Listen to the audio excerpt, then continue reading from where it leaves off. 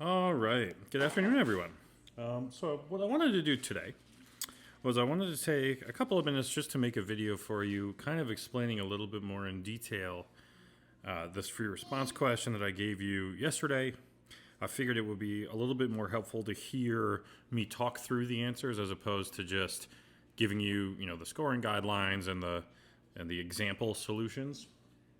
So I apologize if you can hear my daughter in the background right now. She is watching a Disney Plus thing about elephants, and she loves it. So if she screeches, she's fine.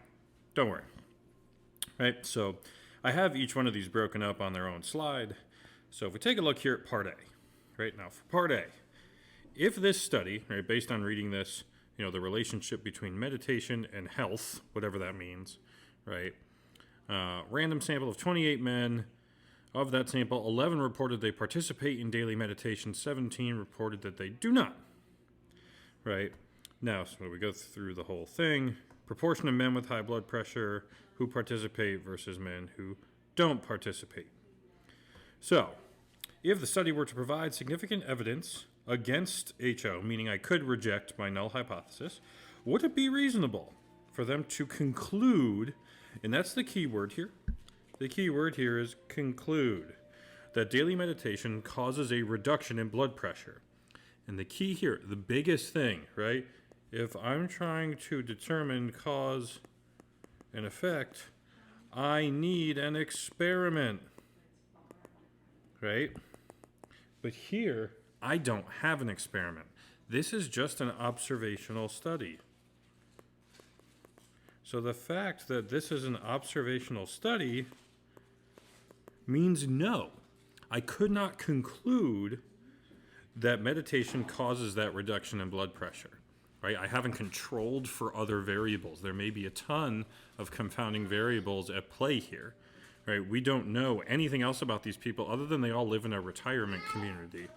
Right? We're not controlling for other factors that may affect high blood pressure, whether that's family history, whether that's BMI, whether that's other things that may contribute. We're not controlling any of that. This is just an observational study. So for Part A, the answer is no. And the short reason is because it's an observational study. I'm sorry, my daughter is running around petting all of our dogs, saying, "Nice doggy." Right?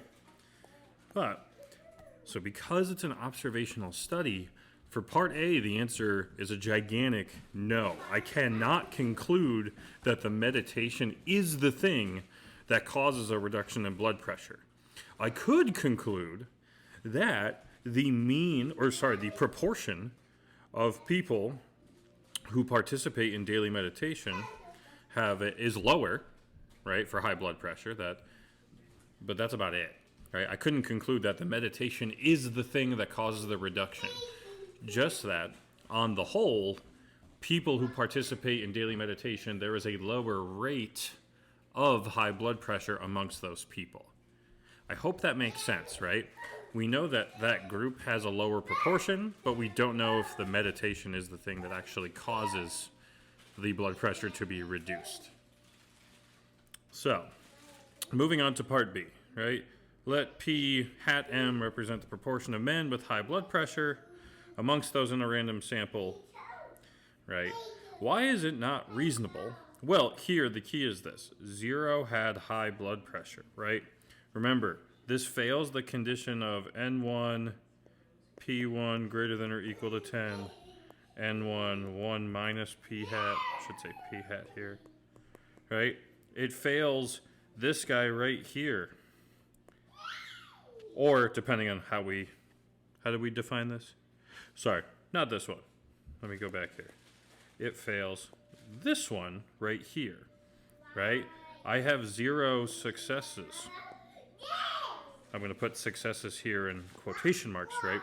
0 people, right, of those 11 men, 0 of them had high blood pressure.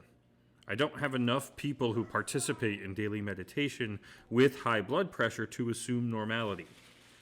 So here, I would just need to increase your sample size, right? So the key is it does not meet your minimum sample size requirement here, right? We have a random sample that's great, but it doesn't meet the condition of 10 successes, 10 failures within each group, right? And even with 11 people, that would not be possible, right? Also notice here that whether you use 5 or 10, 0 is less than both of those, right? So this fails the minimum sample size requirement for part B. I hope I think this was probably the easiest part because you could see, wait a minute, right?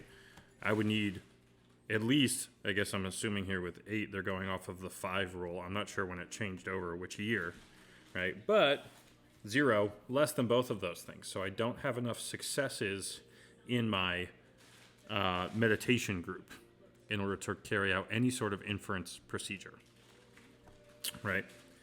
So then we go on to the last part with the picture here. Now, it says, although a normal approximation can't be used, we were able to simulate it under the assumption that the null hypothesis is true, meaning this is equal to 0.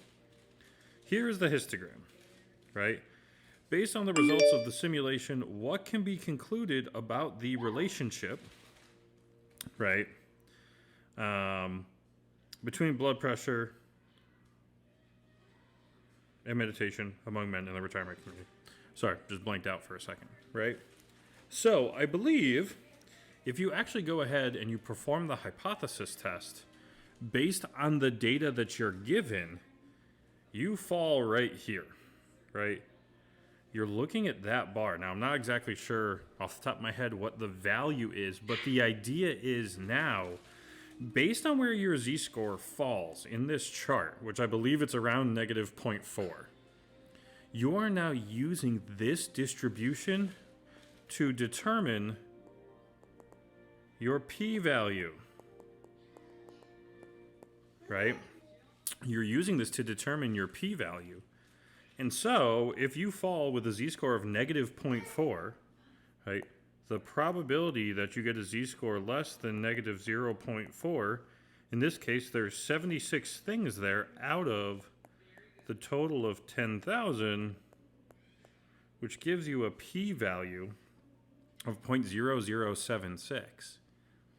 Right? Which obviously is less than any reasonable alpha level. Therefore, we can reject our null hypothesis. Right? There is sufficient evidence to suggest that those who participate in daily meditation have a lower blood pressure or have a lower chance of having high blood pressure. Right? We have enough evidence that the total proportion of people who participate in daily meditation with high blood pressure is lower than those who do not participate in daily meditation. So the idea is now, even though we can't use a normal curve, right, we can use this distribution, this simulation, to help us determine our p-value. My daughter is having a wonderful time right now with my dog. So I hope that was helpful. If not, let me know, and hopefully I can create another video maybe with less distraction in the background, right? Guys, have a wonderful April break. I will talk to you all when we get back. See ya.